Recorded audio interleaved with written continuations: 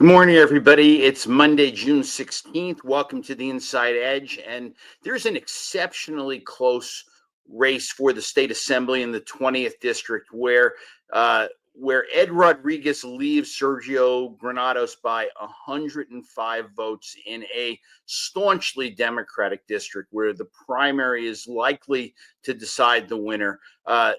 This race between Granados, he's a Union County commissioner, and Rodriguez, the former Elizabeth planning director, is exactly what people like Andy Kim and Judge Quarashi and the progressive coalition that challenged the county line system in federal court had in mind, that no candidate should win just because they have an advantageous ballot position.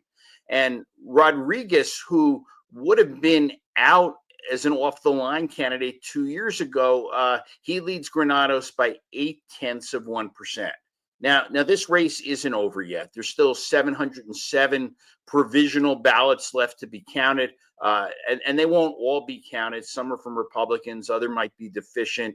There are about 34 vote by mail ballots that have to be hand counted.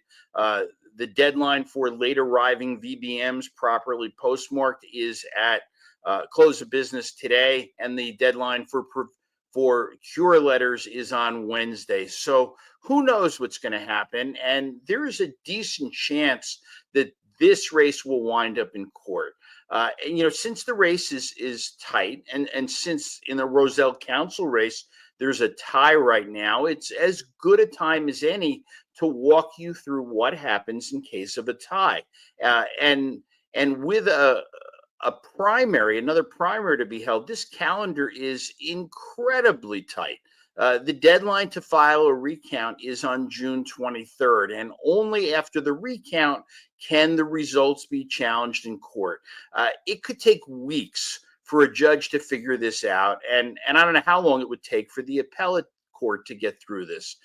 If the final results wound up as a tie, the judge would need to call a do-over primary. And remember, vote by mail ballots for the general go out on September 20th. So the reality is there would need to be an early August primary. And that means there's really no wiggle room at all for judges to take their time if this goes to court. Every day of a delay would make this exponentially more difficult to conduct a new primary.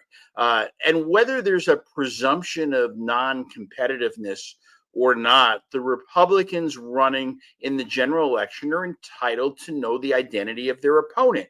And since it's not the Republicans' fault that the primary might end in a tie, there's no legal means for a judge to move the date of the general election in this district. Now, this situation, and it might never happen, but it could someday. And you'd think that the legislature might want to consider now how a tied primary might work and fix it before a disaster actually occurs. That's it for today, everybody. Thank